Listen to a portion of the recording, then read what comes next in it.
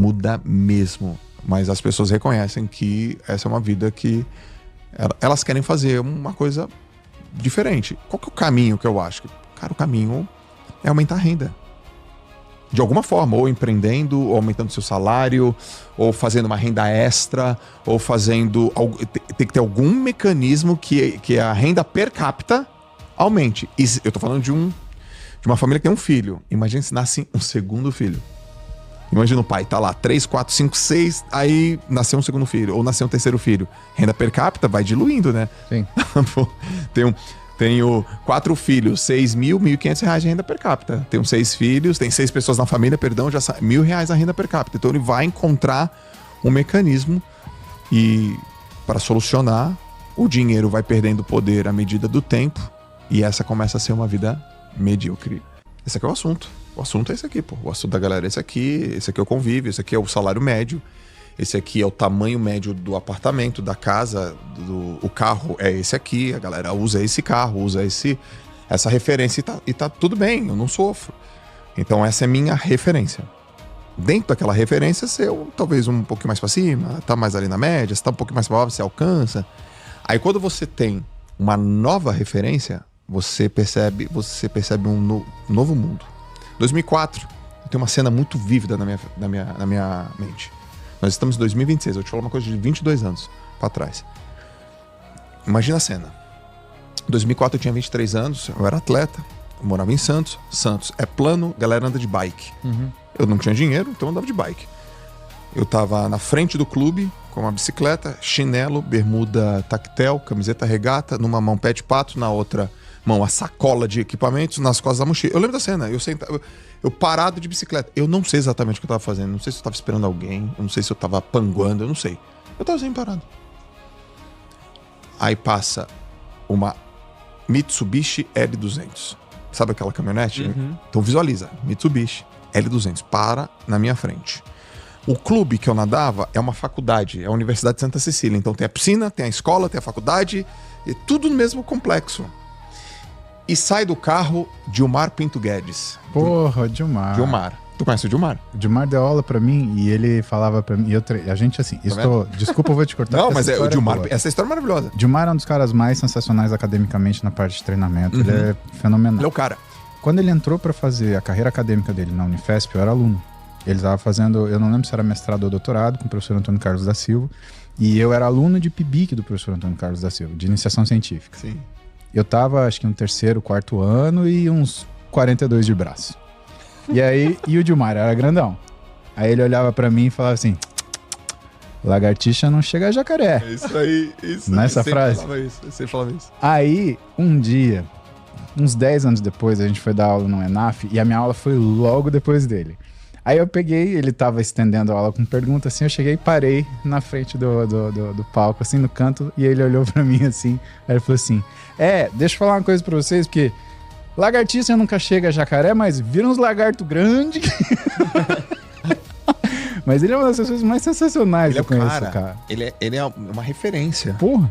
E o moleque, jovem, e aí me passa... para uma L200 em frente à faculdade. Ana, esposa do Dilmar, sim, dirigindo. O Dilmar do lado, dá um beijinho na Ana, sai e ele entra pra dar aula. Cara, eu olhei pra aquilo e falei: como é que ele tem aquela caminhonete? Eu tô de bike, pô. Eu tô de na Havaiana. E aí minha cabeça foi longe. Ali, eu lembro que foi a primeira grande mudança de referência pra mim. E eu vou atrás dele. Eu atravessei a rua e fui falar com ele. Porra. Professor, dele, João. Tudo bem. Professor, desculpa, eu quero te fazer uma pergunta.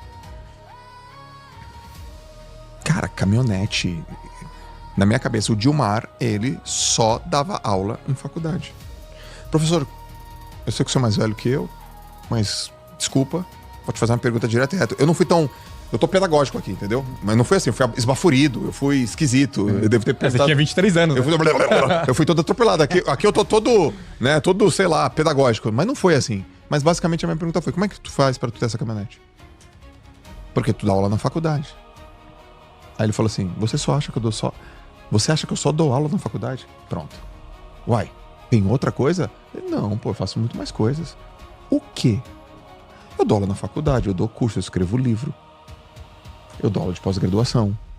Eu tenho uma pousada no litoral. De palestra, provavelmente. Eu tenho uma academia. Aí eu comecei a ver. Entendi, pô. Eu tenho múltiplas... Ele não falou desse jeito, mas basicamente ele tá me dizendo. Eu tenho múltiplas fontes de receita. Eu falei... Caraca, entendi. Ou seja, eu tava acomodado, tava numa boa. Não, eu não sabia que eu tava acomodado. Porque as pessoas que estão acomodadas... É legal falar isso. As pessoas que estão acomodadas...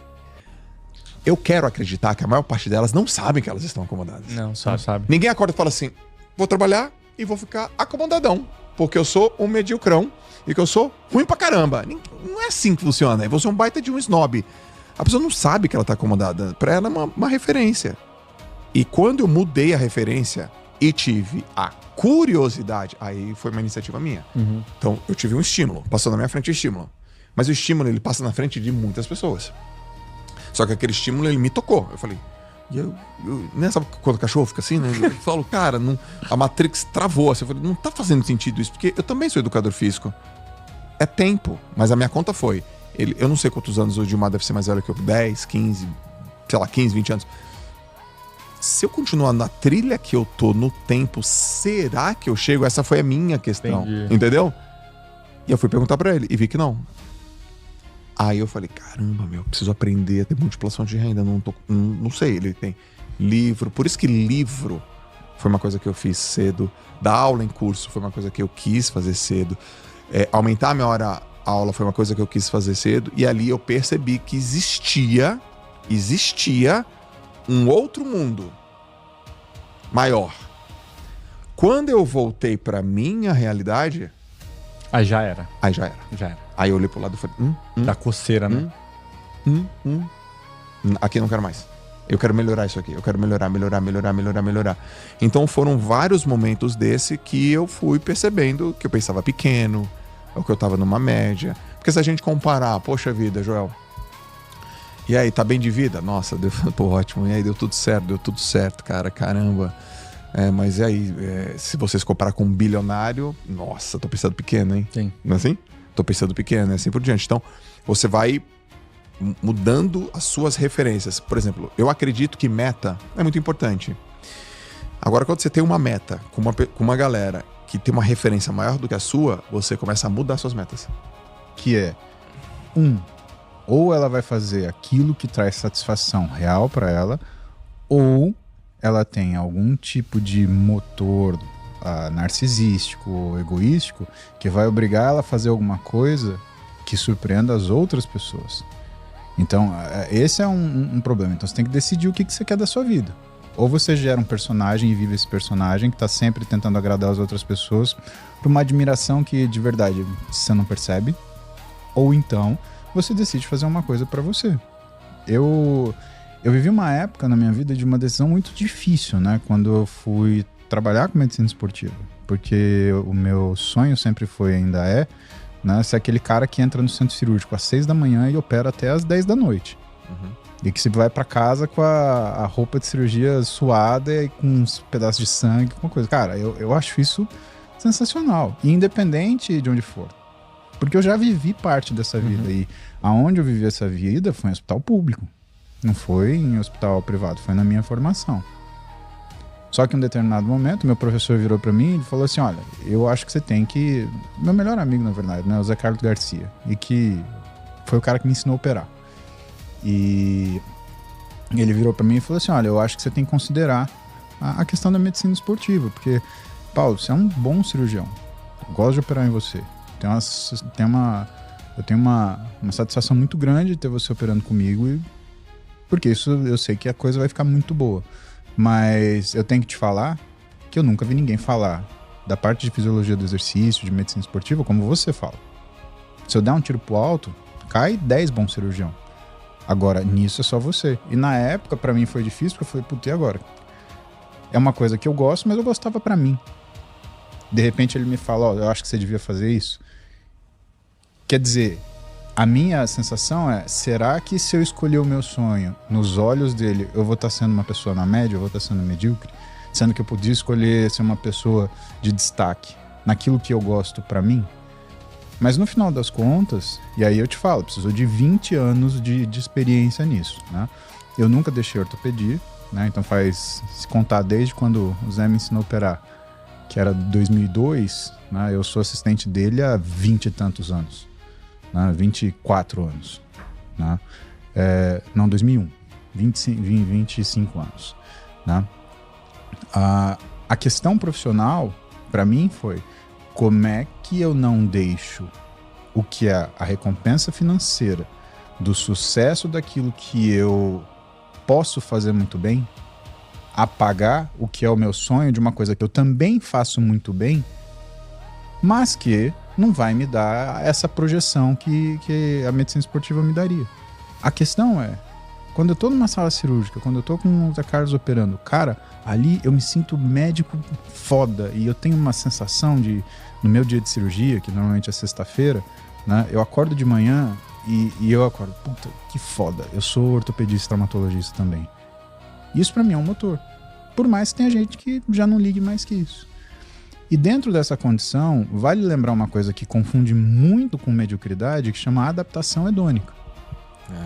Esse conceito é bom. O conceito de adaptação hedônica, explicando em linhas gerais e muito objetivo, é o quanto você é capaz de se acostumar a uma coisa boa e uma coisa ruim. Por exemplo, você pega um sujeito e ele vai lá e compra, sei lá, um carro importado esportivo, último modelo, que custa mais de R$1 milhão. Meu amigo, passou 6 meses, é um carro. Vai levar ele de A para B. Sim. Vamos pegar uma escala menor. O cara quer comprar um tênis, e eu assustei, aliás, o preço de tênis hoje. O tênis custa R$1.000, cara. Minha época era duzentão. Não, Muzi, é mais. Não, mentira, não. É bem mais. Tem tênis mais caro. Tem mesmo. R$1.000 são tênis medíocres. Jesus amado. A média, todo mundo tem. Eu recebi um pop-up no meu Tem e-mail. tênis bem mais caro. Meu Deus do Não vou falar a céu. marca aqui, mas é uma marca que viralizou muito no meio, principalmente esportivo. E tava lá, desconto até 30% de desconto. Eu cliquei no link. E aí, quanto Tava era? com 30% de desconto, só que tava ainda R$1.400. Aí eu falei, cara, eu acho que eu não vou comprar esse negócio, não. Então, Eu só uso o Raze, cara. e aí você olha... Então, isso é uma opção. E é uma opção que você faz de objetivo racional. Agora, pensa o seguinte. O cara comprou o tênis, ele vai colocar no lugar, ele vai cuidar de onde ele vai pisar, ele vai chegar em casa, vai passar um pano... Cara, deu 3 meses. Ele vai estar pisando na lama, vai estar indo em show com o tênis, vai ir pra fazenda. Cara, isso é adaptação hedônica. Aí você fala, pô, isso é ruim. Não, isso não é ruim. Por quê? Porque quando você tá numa situação caótica, infernal, e que você fala, cara, eu não vou aguentar isso, se você insistir, aquilo vira o normal pra você. Exemplo, residência médica. Quando eu entrei na residência médica, isso foi 2006, né, meu primeiro ano de residência, cara, eu saí de uma vida de aluno onde você tinha horário pra entrar e pra sair. Eu servi o exército 1 ano, que você também tem horário para entrar e para sair, e de repente eu caí no hospital, que eu entrava muito mais cedo, e falou assim, olha, R1, o residente de primeiro ano, não almoça, é proibido, e vocês não têm horário para sair. Eu falei, cara, eu vou morrer, eu não vou aguentar. Deu 3 semanas, pô, eu já tava lá felizão, e claro, tem o trade-off, né? Eu tava aprendendo aquilo que eu queria fazer, que era, sabe, operar, né? Mas se você olhar só a parte ruim, você não for capaz de falar pra você vai passar, você nunca vai atingir esse nível de se adaptar à situação. Então a adaptação hedônica, ela é uma ferramenta fundamental que a gente tem que saber usar. Por quê? O carro que você comprou, você tem que saber olhar pra trás e falar assim, pô, mas eu já andei de Fiat 147 que quebrava o câmbio na mão da minha mãe. Minha mãe tinha um Fiat 147 amarelo que eu tô procurando até hoje. Se alguém achar um Fiat 147 amarelo, ano 78, placar C4881, me avisa. Esse carro foi da minha mãe e eu tenho interesse em comprar esse carro. Voltando aqui ao assunto. Quando você é capaz de olhar pra trás, você fala assim, pô, eu andei de Fiat 147. Cara, olha o carro que eu tô andando. Volta a sensação de satisfação. Quando você fala da coisa ruim, aí é o contrário. Você tem que olhar pra frente. Pô, mas um dia eu vou ser esse cara que tá me ensinando a operar. E que vai fazer tudo isso que eu tô fazendo aqui com o maior nervoso do mundo, porque eu tenho muito medo de errar, porque eu tô começando a fazer. eu vou fazer tranquilamente como se eu estivesse desenhando uma bolinha no papel sulfite.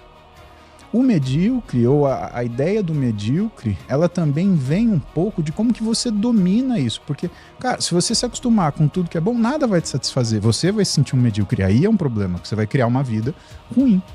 Você vai viver num ambiente mental tóxico e que vai te impedir, inclusive, de conquistar coisas melhores e que você vai começar a piorar na sua vida de fato, chegando em situações que você jamais pensou que você chegaria. Eu quero puxar exatamente esse gancho aí. Perfeito. Que é... Porque, que nem o Joel comentou lá na frente, cara, você vai ter que conseguir fazer uma renda extra, vai ter que conseguir um outro trabalho, vai ter que ganhar mais. Só que eu acho que às vezes, principalmente para esse ganho financeiro, que eu já vi essa realidade, já vivi essa realidade, que quando você tá vivendo uma vida medíocre, geralmente, todo mundo ao seu redor tá vivendo também a mesma vida medíocre.